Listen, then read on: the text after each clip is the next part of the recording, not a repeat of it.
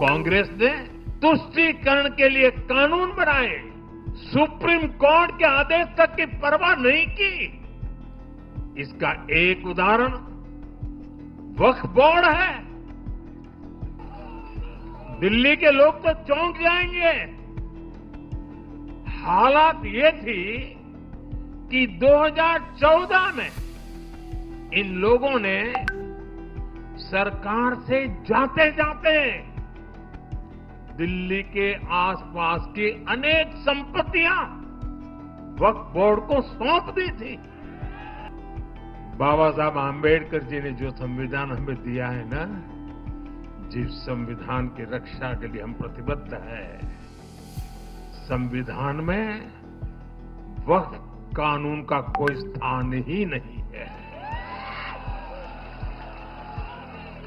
लेकिन फिर भी कांग्रेस ने तुष्टीकरण के लिए वक्फ बोर्ड जैसी व्यवस्था पैदा कर दी।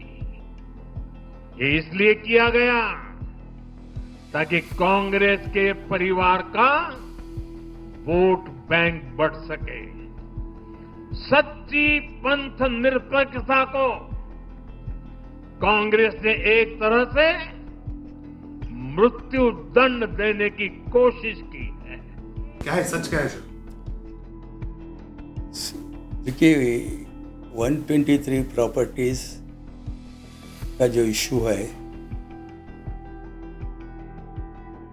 लगभग 30 साल पुराना इशू।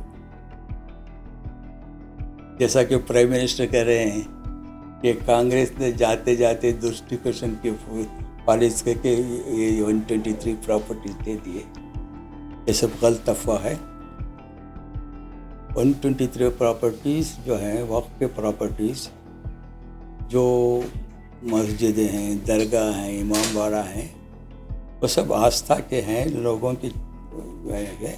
ये प्रॉपर्टीज़ को हुकूमत ने डिसाइड किया कि वो प्रॉपर्टीज़ वक्फ को वापस दिया जाए।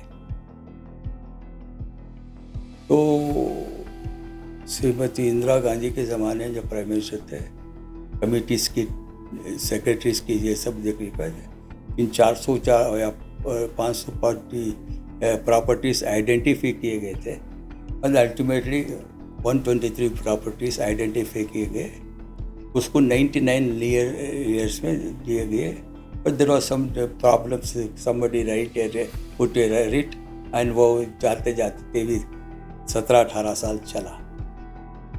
बस हाई कोर्ट के आदेश के मुताबिक से उसको अगर वक्फ प्रॉपर्टी है तो क्यों नहीं दे देते। तो ये दैट वाज एक ये थी। तो उस वक्त की गवर्नमेंट ने देखा कि अब ये 199 ईयर लेना या कैसे, उससे उसको डी नोटिफाई करके जो मस्जिद है, मंदिर हैं, इमाम बाड़े हैं, वो उन गवर्नमेंट के भी कोई वो इस्तेमाल में नहीं आती। तो इसलिए उन्होंने the government, sovereign government has decided to D notify